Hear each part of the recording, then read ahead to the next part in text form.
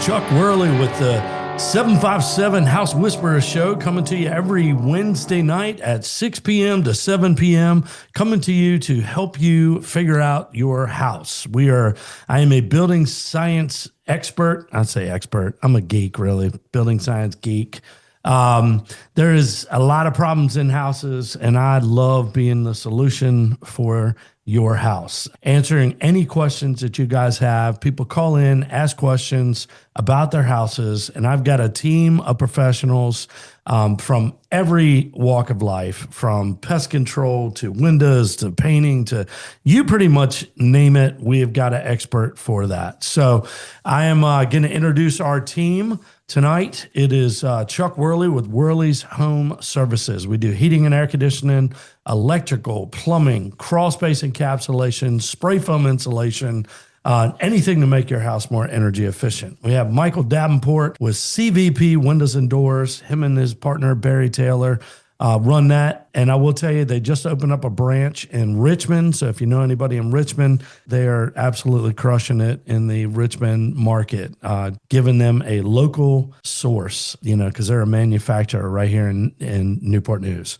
Albin Co. with Albin Ronstrom, remodeling and building anything new construction, anything construction. So the guy can build anything. Actually, he's building a deck for me right now. So Cindy Rawl with Alpha Pest Solutions, and Jack Keller with Legacy Painting. This is our rounding out our team. Tonight we have a special guest. I don't know about special.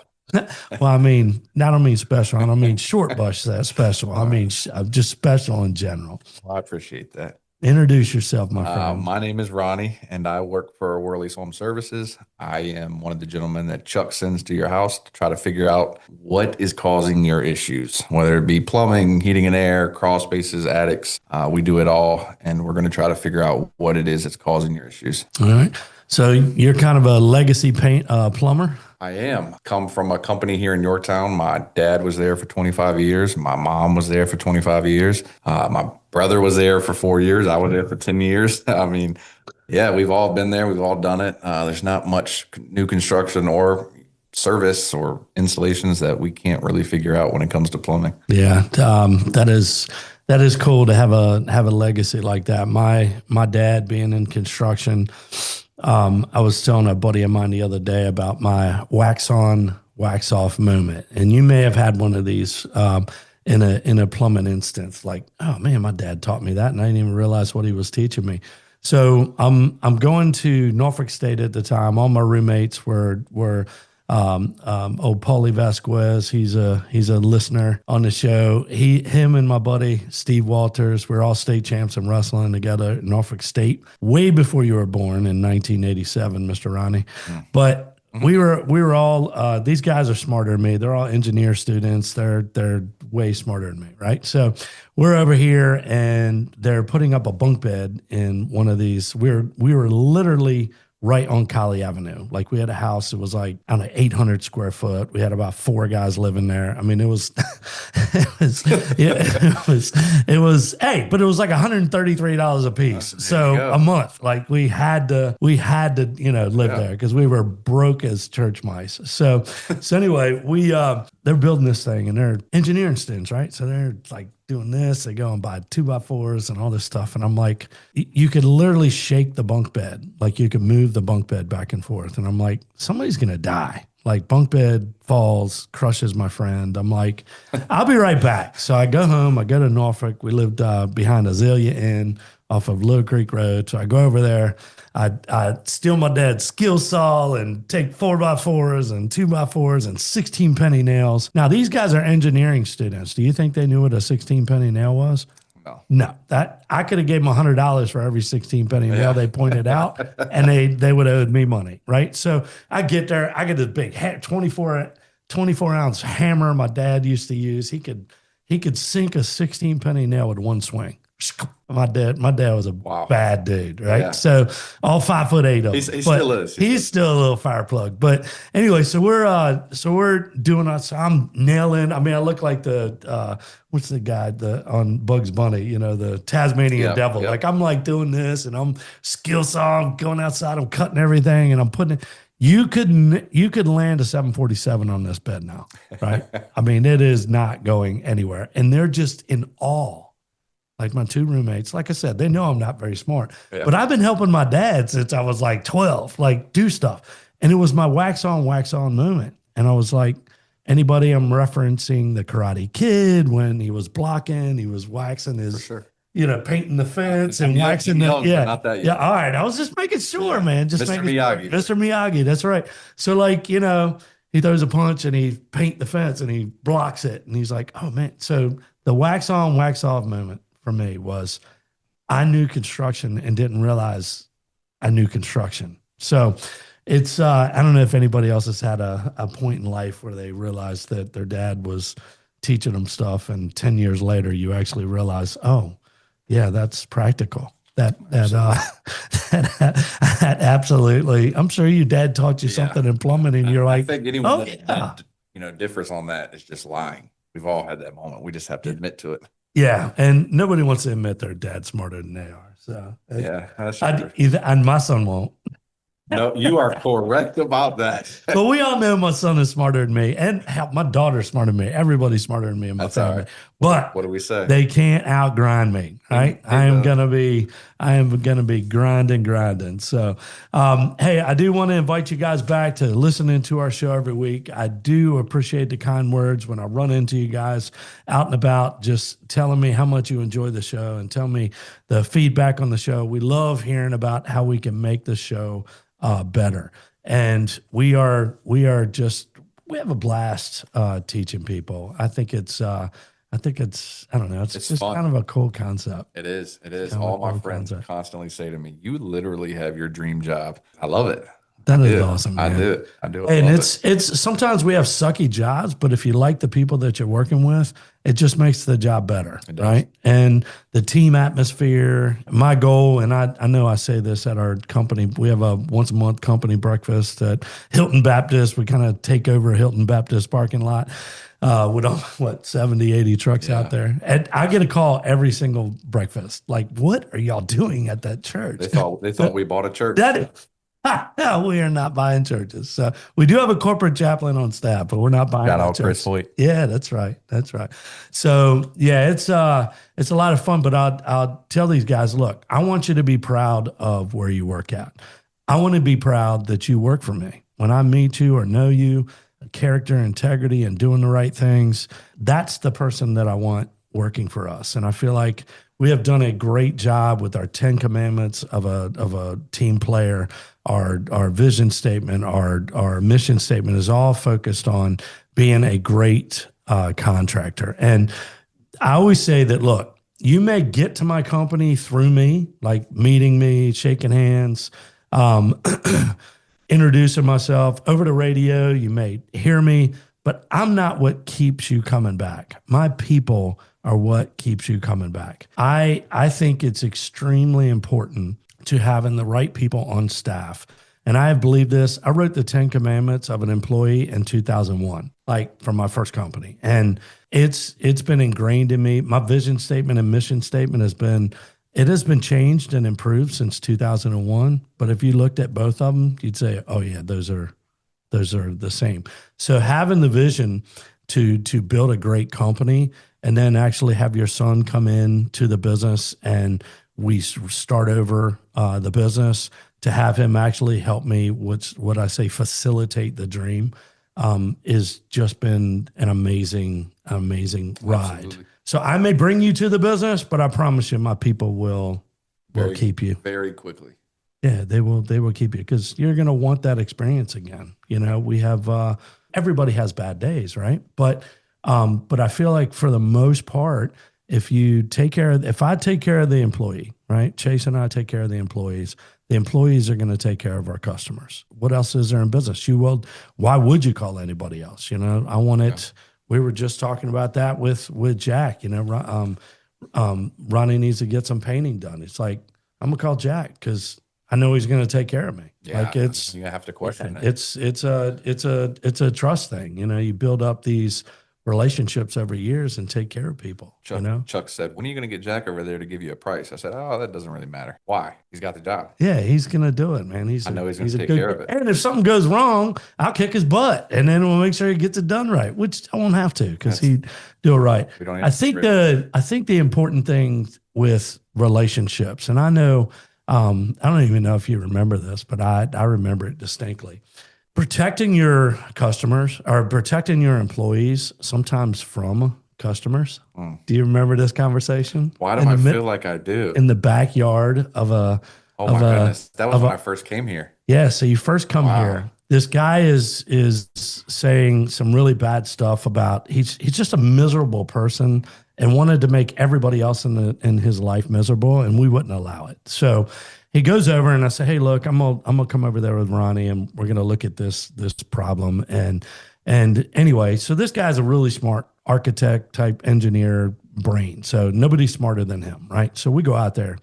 I said, "Well, Ronnie just explained to you what's going on or whatever." And he goes, "Well, he's just a plumber." You remember this conversation? I'm picturing the house as we speak. Yeah. And I looked over at him. I said, "Did you just put him down? Do you think that was a put down?" Like it was like, it was so disrespectful. It was. And I told the guy, I won't tell you what I told him I was going to do with the check because we do have rules on the radio. But I basically said something to the effect, if you ever talk to me or one of my employees with that much disrespect, I am going to kick your bleep in your own backyard. That is true. I was just like, I cannot believe that you just tried. I was here for a month at that point. Yeah, I don't even think you were here a month, but I was just like, I was so appalled that he said that he's just a plumber. Like you're just this smart. Like people are still people. If you don't, I've had people call into the office and been disrespectful to my dispatchers on the phone that I have called back and said, "Don't ever call my company again. Like you're not going to be a piece of crap customer to my people." Like it is so hard to find good people. And then you want to be disrespectful and rude to the customer. I mean, to the employees. Man, we have a great team. We have a great company. we're not perfect. I mean, when you got this many employees and stuff, I mean, you're on so many job sites every day, things can go wrong, but absolutely, we're going to make it right. Like they're not perfect at all, but we want to. But anyway, I think it's really important to be respectful to people you're working with. And I am not, I mean, people don't typically be disrespectful to me because I'm the owner of the company, but I'm no more important than my plumber. I am no more. Did you feel that way? Absolutely. I think you were kind of blown away that No, for sure. I think you had called me that day and said, "Hey, I'm meeting you on this job." And I didn't even know anything about it. And then, I mean, you just kind of took over from there and reassured me we're a team, and you got my back, and you knew I had done the right job, and you set the standard as soon as we walked up. It was amazing. I remember it like it was yesterday. That's why I'm kind of quiet right now. Yeah, I'm replaying it in my head. But yeah. I'm not gonna. Yeah, I told him to. I mean, I gave him his money back. I said, "There's nothing that's gonna make you happy because you're so miserable. Yeah, you obviously need the money more than like I just." Yeah, he wanted. It was like 100-year-old cast iron drain, like drains in the backyard that carries rain. They like we had record rain that weekend. Yeah. We jetted everything out, and he's just miserable person. Sometimes you get that, and you just smile and wave. Smile and wave. It is true. So we're here if you need us to come fix those drains. Yeah, exactly. And we got a cool jetter. I think we just got a brand new one, didn't we? I just saw I just saw one. I'd pulled up in the back, and Chase had told me we were going to get one, but I didn't know it came in. Top of the line, Barton jetter. I mean, we can do it all now. Yeah, commercial kitchens, residential homes. Is that grease traps? It is anything that you need jetted. Just give us a call. Yeah, that thing is bad. That is a bad machine. It's an amazing machine. So I did want to go through a couple kind of DIY. Had a couple prevention things talking about talking about houses and what we can do to kind of make them a little bit more safe. We do have electrical division at Worley's Home Services. So ensure proper lighting and motion detector, voice activated smart bulbs.